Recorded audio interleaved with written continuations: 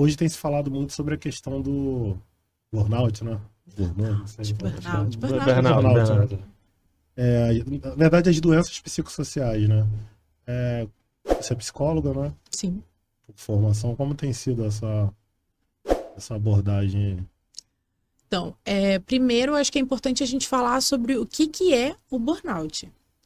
O burnout, ele é quando você não consegue lidar com o seu estresse. Então, assim, hoje, por que a gente fala sobre inteligência emocional? Porque a inteligência emocional é quando você consegue gerir os seus conflitos, as suas emoções, sem perder qualidade nas suas atividades, não só no âmbito profissional, como também no âmbito pessoal.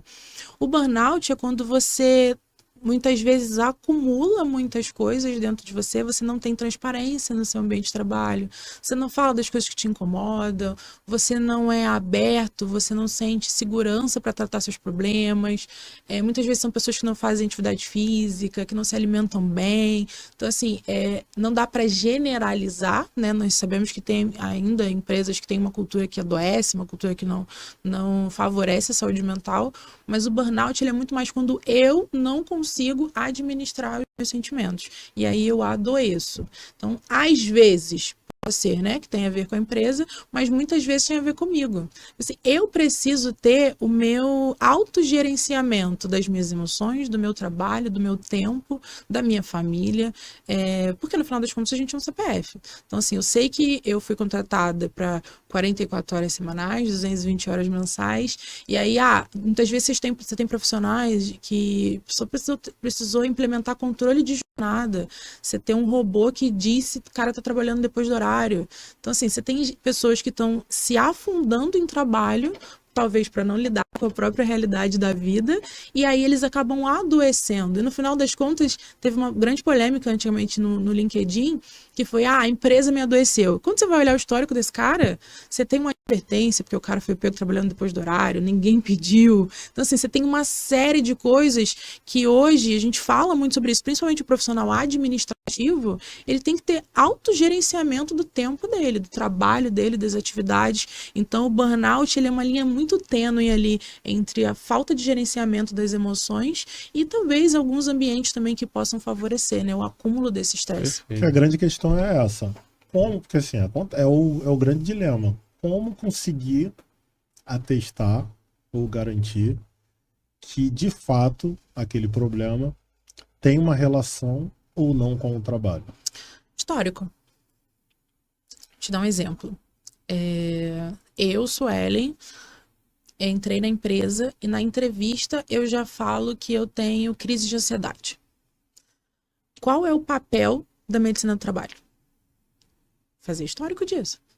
Prontuário. Pontuar. No prontuário, né? Isso, no prontuário. Você não precisa expor isso para ninguém, mas aí vem aquela questão. Se a gente está falando de um ambiente que é fechado, você precisa dar significado desse tema. Será que essa pessoa vai ser a pessoa certa para essa função? Será que a gente não vai colaborar com esse adoecimento? Né? E aí você vai dizer, olha, se não for prejudicar o negócio, às vezes você não fala, mas você sente que isso não vai ser bom para a pessoa, você já pontua ali. Às vezes a gente tem pessoas que não abrem esse tipo de informação. Sei lá, tenho crise de ansiedade repentinas, né, recorrentes, eu não falo isso no meu exame admissional, eu não dou significado, e aí eu chego lá na empresa e eu começo a ter crise de ansiedade. Pode estar relacionado ao trabalho?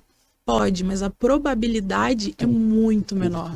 Exatamente. Muito menor. E aí você vai fazer essa investigação, né? Através do enfermeiro do trabalho, do médico do trabalho. Será que o seu adoecimento, ele foi gerado pelo trabalho ou ele já foi atenuado pelo trabalho?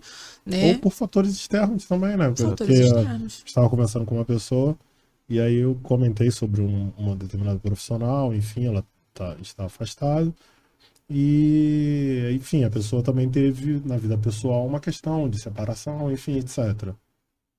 Aí fica, será que aquela situação teve, de fato, relação com o trabalho, ou foi aquela questão pessoal que interferiu? A gente não consegue saber, isso é muito complexo, né? Complexo. Muito Mas aí, complexo. se você tem um time bem consciente do seu papel frente ao negócio, é mais fácil que você determine isso, né? Até para conversar com a pessoa e falar como é que tá a tua casa, como é que tá sua família, você tem família, né? Com quem que você vive? E aí se a pessoa já te traz, poxa, ano passado eu perdi 10 pessoas da minha família e eu não sei como é que eu tô aqui. Putz, tem um ponto de atenção aí. Então, assim, isso tem muito mais, tá tendenciando muito mais para fatores externos e aí talvez atenuado pelo esse não gerenciamento do estresse do que com o trabalho. Aí, sei lá, tem uma pessoa que está sendo cobrada por... Vamos pensar no time comercial, né? Que é muito cobrado por meta. E aí a gente está num time que não está entregando, sei lá, 3 anos e está sendo muito cobrado, muito cobrado, muito cobrado. Como está sendo feita essa cobrança? A gente não pode esquecer que a empresa ela é feita de pessoas. Então, assim, se um profissional não lidou bem com o gerenciamento dessa cobrança, pode adoecer alguém, né? Mas aí nada a ver tem com a empresa, a menos que você tenha todo um time com esse tipo de comportamento. Tem a ver muitas vezes com uma pessoa específica. Então você vai, trata, se descobriu que é por causa daquele profissional, você tenta recuperar ele, né? Ou não deu para recuperar, desliga, né? Promove o mercado, que a gente brinca para ele se cuidar, ali, se tratar e entender que aquela atitude não vai melhorar o negócio, talvez vai até atrapalhar, né? A gente fala que líderes cuidam de pessoas e as pessoas geram o resultado. Então, pode acontecer, inclusive, de ter um líder que adoeça alguém ali, mas poucas vezes tem a ver com a própria cultura da empresa, mais com a pessoa.